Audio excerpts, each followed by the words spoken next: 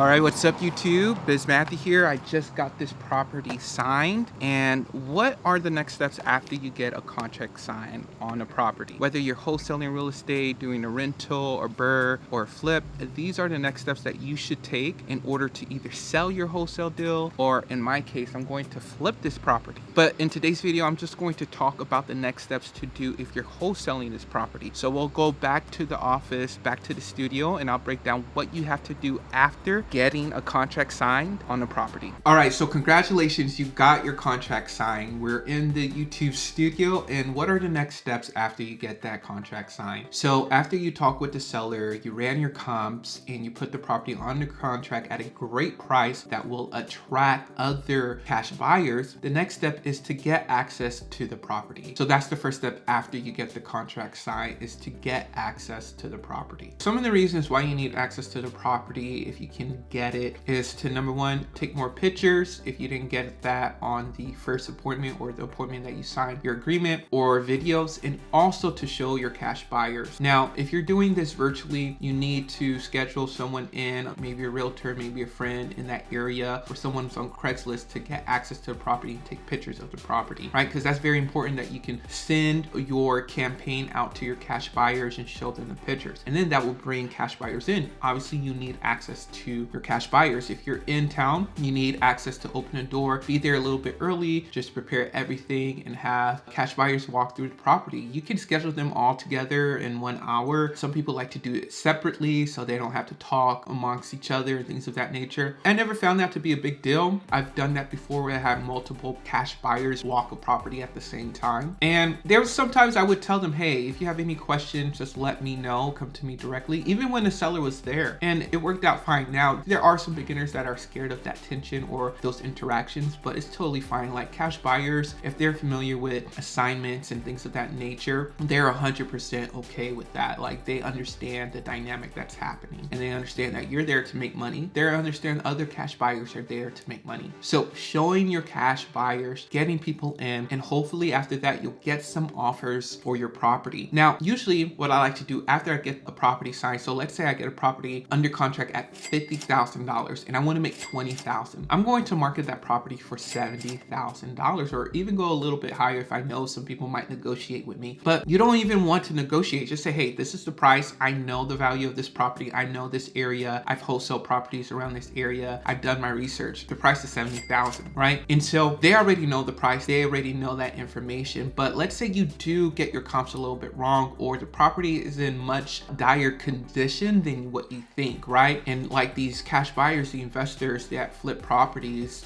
all the time, they understand, yo, this is actually going to cost way more than what you calculated in your comps. And so you may or may not be wrong. Maybe you're off a few $1,000s or a few $100s. Then that's why you have a good enough wiggle room to make that adjustment. So it's not always because of negotiation. It's just because, hey, maybe you got your numbers a little bit wrong. And so with that, you start to get offers. Maybe you get offers for $65,000. Maybe you do get offers for $70,000. But the next step after getting access to the property and showing your buyers and getting offers into the property is to assign the contract. Now, obviously, I do have some contracts for the purchase and sales agreement and the assignment contract. I'll put a video link somewhere just showing you all that video link that you guys can go to. In that description of that video link, I have purchase and sales agreement and an assignment on contract agreement that you all can download for use. But once you get this property assigned to a buyer, that's the step I would do even before going to the title company, because I like going to the title company with both contracts on hand so I don't have to waste the title company's time. And so you can go to the title company before you find a cash buyer, but you just have to make sure this is a hot deal that you know for sure you're going to find a buyer and send them an assignment or contract that week or a few days later, because you don't want them to do all of this work that would usually cost them money, and then you say, hey, I'm not going to close on this property because I don't have a buyer, right? You're wasting someone's time. Now, if you're questioning whether this property has title title issues. Or maybe the seller mentioned, I think I have a brother who may be on this property, or things of that nature. Then that's something that you have to,